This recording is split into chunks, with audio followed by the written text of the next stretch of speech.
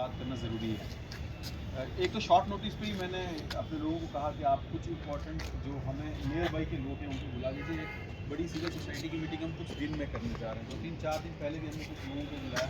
उनसे भी हम म्यूनसिपल काउंसिल के लेके ये है कि बेसिक प्रोफाइल हमारी काउंसिल का ये है कि हमारे 17 वार्ड्स, ठीक है, 17 वार्ड्स में अगर उनकी आबादी थी, लेकिन चूँकि 2021 में कोई सेंसस नहीं हुआ है, तो उसके बाद आज 2025 है, तो रफली इस आबादी को हम,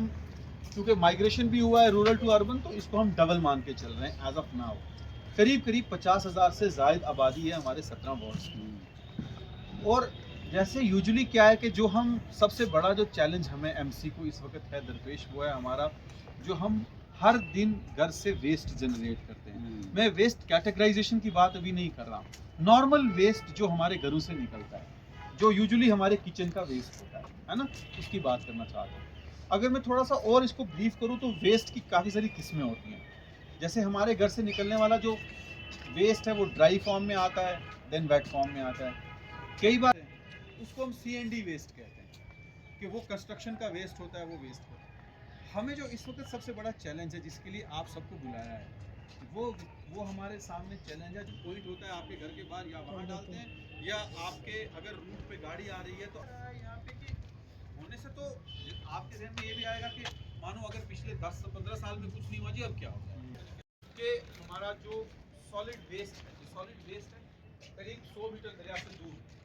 आप देखते होंगे कि हम वहाँ पे अपना सॉलिड वेस्ट डंप करते हैं।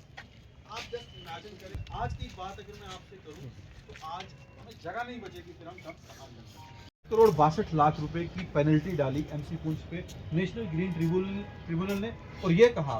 कि अगर आपने इसका साइंटिफिक डिस्पोजल नहीं किया, साइंटिफिक डिस्पोजल वो डिस्पोजल कि जो आपको मतलब साइंटिफिक पेनल्टी पड़ी, तो ऑब्वियसली पुंछ म्यूनसिपैलिटी आपको पता है कि रेवेन्यू जनरेटिंग तो है नहीं, तो हम क्या करते, तो हम जब 4-5 तारीखों पे पैसे नहीं दे पाए तो फिर क्या हुआ, एनजीटी ने ये कहा कि आप एक काम करें कि आप डिस्ट्रिक्ट एडमिनिस्ट्रेशन यानी डीसी साहब को ये हिदायत जारी हुई कि आप इनका जो एसेट है वो बेचें और बेच के इनका जो कॉम्पनसेशन है वो भरें। तो आपकी नॉलेज में वो इन्वायरमेंटल कॉम्पनसेशन काइंडली हमें आप पे करें ताकि हमारा हॉल, हमारी प्रॉपर्टी बचे। अब मसला ये नहीं, मसला ये है कि जो हमारा 1,62,00,000 रुपये हमने देना है, हमारा म्यूनसिपैलिटी वाला हॉल मानो 1 करोड़ में बिका, तो 62 लाख फिर भी देने ना, तो बहुत पॉसिबल है अगला कॉलेज ना 62 लाख फिर भी बच रहे, अगला टाउन हॉल आप बेचिए। इस तरह क्या होगा कि अगर हमारे प्रॉपर्टीज ही बिक गए, फिर तो म्यूनसिपैलिटी भी रोड पे, हम भी रोड पे, तो गंद भी रोड पे, फिर क्या हशर होना है हमारे टाउन का। काइंडली आपके थ्रू एक मैसेज फ्लैश होना चाहिए। हम कोशिश कर रहे हैं, जैसे मैंने इश्तियाक साहब को इसलिए बुलाया कि हमने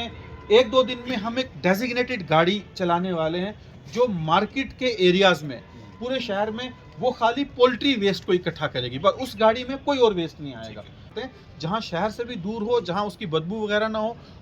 और ये है कि अगर से फॉर एग्जांपल अगर आप में से कोई भी अगर वेजिटेरियन वेस्ट है, तो हम क्यों उसको उस परेशानी में डालें कि उसको खामखा उस गंद से गुजरना पड़े। तो एक मैकेनिज्म अपने एंड पे हम ये कर रहे हैं कि हम कोशिश करेंगे कि एक गाड़ी और 2-4 दिनों में ऐसी चले मार्केट से, जिसका खाली काम ये हो कि वो क्या उठाएगी कि पोल्ट्री वेस्ट उठा के ले जाएगी अलग से। वहाँ पे सुबह आप जाओगे ना तो आपको पूरा ऐसा मिलेगा जैसे किसी ने प्लास्टर किया हुआ है।